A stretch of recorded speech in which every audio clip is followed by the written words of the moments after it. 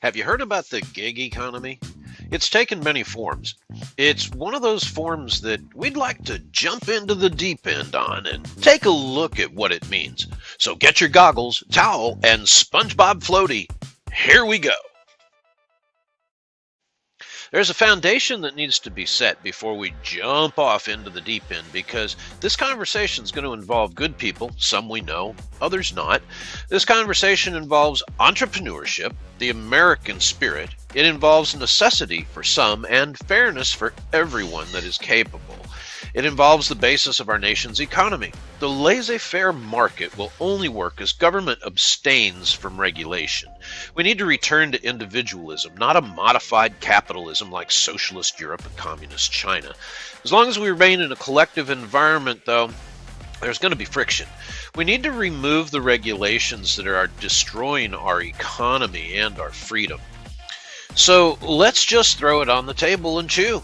There's been a recent explosion of food to order that's popped up on several Facebook groups that Tam visits and those we're active in. It's not something new, it's an explosion happening all across the United States.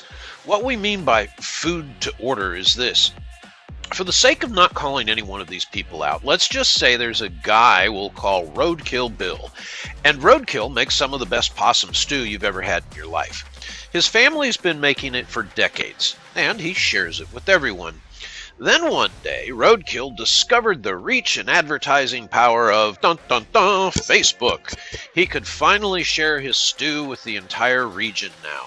So he began advertising by posting on Facebook, Twitter, Instagram, and TikTok. Soon, a lot of interest bubbled up, and before you know it, he was cooking gallons of possum stew and delivering it to people all over the region. They were so pleased that they even gave Bill money. It was that good. Well, Roadkill Bill and his family had competition. Now, that Roadkill Bill, his possum stew, was known beyond his territory, he began to overlap with the Possum Diner. Well, as I'm sure you can understand, the Possum Diner did not like their customers being taken from them. But how could they compete with Roadkill Bill? After all, he advertises for free. He uses EBT to buy his food. He does not have to have a restaurant or even a truck to make his stew. No, he makes it in his kitchen or his auntie's shed when it's canning season. He does not have to have a health inspection or insurance or, for that matter, a license from the state to cook and sell food for consumption. He doesn't even pay rent. Well, after a meeting of the owners of the diner, they decided that it was not right, so the Possum Diner decided to set it right. The first thing they did was to get the license requirements by the government that cost them money dropped.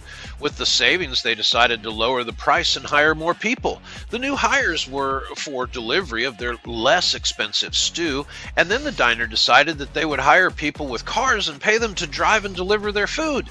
That meant the diner no longer was worried about the insurance requirements. The diner actually grew and pushed back Roadkill Bill's intrusion into their territory until Bill planted a food truck right in their front yard. So we guess you can see where we're going with this. We love the spirit of Facebook folks gigging out. We also see an unfair playing field, though. And we all know the government will not drop any chokehold they have on us. So do not expect the license requirements going away anytime soon, nor the insurance requirements, rent, power bill, water bill, advertising, employees, and more for the diner. So economically, this creates a very unbalanced playing field in the favor of Roadkill Bill. It would be really easy to say, oh, well, that's business, and truly mean it. And if the market will buy from either of them and one has an advantage, then guess who's going to win? Generally the one with the advantage. The fairness side of civic principles, on the other hand, looks at it with a different perspective of thought. We can also understand why a fellow entrepreneur that owns and runs a restaurant or food truck and is disadvantaged competitively because they follow the guidelines as prescribed by rule of law may be a bit upset.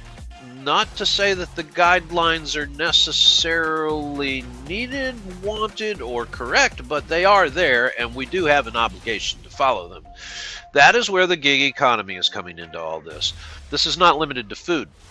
There's homespun retailers selling clothing and jewelry. There are Craigslist scavenge and sell folks, a whole new economy of opportunity and scale that of its own nature is able to scale into a monster in size and impact 1 gig at a time. The potential is huge. Oh, and let's not forget the lost retail sales, tax revenue, and other fees that government uses to prop the system up with. They're being eliminated as well. Two worlds, two systems. We're not advocating for anything here except for American entrepreneurial spirit and fairness, and for government to get the heck out of the way. We don't have to do anything but observe, because this is more than a passing fad. As the next few years bring dark economic times for many, and we the people are looking for ways out, let's remember through these dark times ahead we're neighbors first. And as long as we all do nothing to pick the pocket of the other or bring harm to another, we're going to be just fine. Welcome to the new gig economy, America.